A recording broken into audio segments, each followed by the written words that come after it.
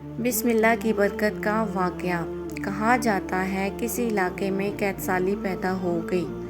اس قحط سالی کی لپیٹ میں نہ صرف انسان بلکہ چرند پرند سب اس کا شکار ہو گئے۔ مویشی مالکان بے حد پریشان تھے۔ اسی دوران مسجد کے مولوی نے جمعے کے خطبے میں نہایت یقین کے ساتھ یہ بات بتائی کہ اللہ کا نام یعنی بسم اللہ پڑھ کر دریا کو بھی حکم دیا جائے تو وہ بھی نافرمانی نہیں کرتا۔ خطبہ سننے والوں میں ایک چرواہا بھی موجود تھا۔ یہ بات اس کے دل میں اتر گئی اور اس بات پر اس کا یقین کامل ہو گیا۔ اس نے واپس آ کر اپنی بکریاں کھولی اور سیدھا دریا پر چلا گیا۔ اونچی آواز سے بسم اللہ الرحمن الرحیم پڑھا اور دریا کو کہا کہ وہ اپنی بکریاں چروانے کے لیے دوسرے پار جانا چاہتا ہے اور اسے کہا کہ وہ مجھے اپنے اوپر سے گزرنے دے۔ یہ کہہ کر اس نے اپنی بکریوں کو لیا اور دریا پر چلتا ہوا دریا پار کر گیا۔ دریا کی دوسری طرف کا علاقہ گھاس سے بھرا پڑا تھا۔ درختوں کے پتے بھی سلامت تھے کیونکہ کسی کو یہاں تک آنے کی رسائی نہیں تھی۔ اس نے خوب اچھی طرح اپنی بکریوں کو سیر کروایا اور واپس لوٹ آیا۔ پھر یہ اس کا معمول بن گیا، وہ بکریاں پار چھوڑ کر واپس آ جاتا اور شام کو جا کر بکریاں واپس لے آتا۔ اس کی بکریوں کا وزن دگنا ہو چکا تھا۔ لوگ چونک گئے اور اس سے پوچھا کہ وہ اپنی بکریوں کو کیا کھلاتا ہے۔ وہ سیدھا سادہ اور صاف دل نوجوان تھا۔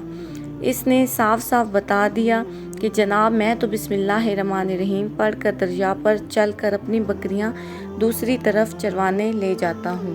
یہ بات سب نے سنی مگر کسی نے چرواہے کی بات پر یقین نہیں کیا کیونکہ یہ ناقابل یقین بات تھی۔ مگر بات ہوتے ہوتے مولوی صاحب کے پاس پہنچ گئی۔ مولوی صاحب نے اس چرواہے کو بلایا اور سارا ماجرا پوچھا۔ اس چرواہے نے مولوی صاحب کو یہی حوالہ بتایا کہ مولوی صاحب میں تو آپ کا شکریہ ادا کرنے والا تھا۔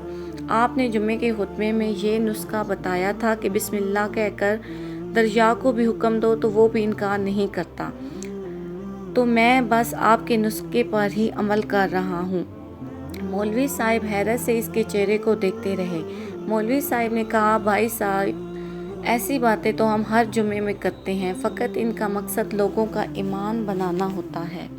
مگر بکریوں والا ڈٹا رہا کہ میں تو بس بسم اللہ کہہ کر پانی پر چلتا ہوں اور بکریوں سمیت پانی پار کر چلا جاتا ہوں۔ آخر کار مولوی صاحب نے صبح خود یہ تجربہ کرنے کی ٹھانی، جسے دیکھنے والے چرواہے سمیت پورا علاقہ آ گیا۔ مجموعہ زیادہ تھا۔ مولوی صاحب نے ایک دو بار سوچا کہ انکار کر دوں کہ کہیں ڈوب نہ جاؤں، مگر وہ جو مولوی صاحب کو کندھے پر اٹھا کر لائے تھے اب بھی جوش و خروش سے اللہ اکبر کے نعرے لگا رہے تھے اور مولوی صاحب کے حق میں تعریفیں کر رہے تھے۔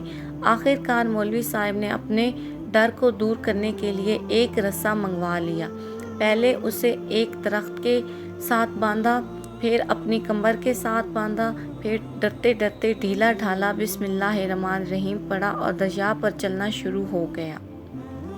مگر پہلا ہی قدم رکھا تھا کہ پاؤں پانی میں گر گیا۔ مولوی صاحب ڈبکیاں کھانے لگے اور پانی کے بہاؤ میں بہنا شروع ہو گئے۔ لوگوں نے کھینچ کھینچ کر باہر نکالا۔ مولوی صاحب کی اس حرکت نے چرواہے کو پریشان کر دیا۔ مولوی صاحب کی بسم اللہ کو یہ کیا ہو گیا ہے، کیونکہ اس کا یہ روز کا معمول تھا۔ اس کے اپنے یقین میں کوئی فرق نہ آیا۔ اس نے بسم اللہ کہہ کر بکریوں کو پانی کی طرف اشارہ کیا اور خود ان کے پیچھے چلتا ہوا پانی کے پار چھوڑ کر واپس آ گیا۔ لوگ اسے ولی اللہ سمجھ رہے تھے اور اس کے حق میں نعرے لگا رہے تھے، مگر وہ سب بے نیاز سیدھا سادہ انسان تھا۔ وہ مولوی صاحب کے پاس پہنچا اور کہا مولوی صاحب میں آپ کی بسم اللہ کی تعریف سے کافی پریشان تھا، مگر پانی پر چلتے ہوئے مجھے آپ کی بسم اللہ کی بیماری کا پتہ چل گیا۔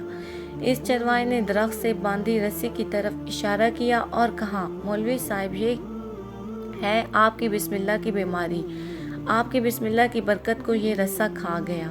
آپ کو اللہ اور بسم اللہ سے زیادہ اس رسے پر بھروسہ تھا، لہٰذا اللہ نے بھی آپ کو رسی کے حوالے کر دیا۔ پھر کہنے لگا مولوی صاحب آپ بھی کمال کرتے ہو، میں نے تو آپ کے منہ سے سنا اور یقین کر لیا اور میرے اللہ نے میرے یقین کی لاج رکھی، مگر آپ نے اللہ کا کلام سنا مگر یقین نہیں کیا، لہٰذا آپ کو اللہ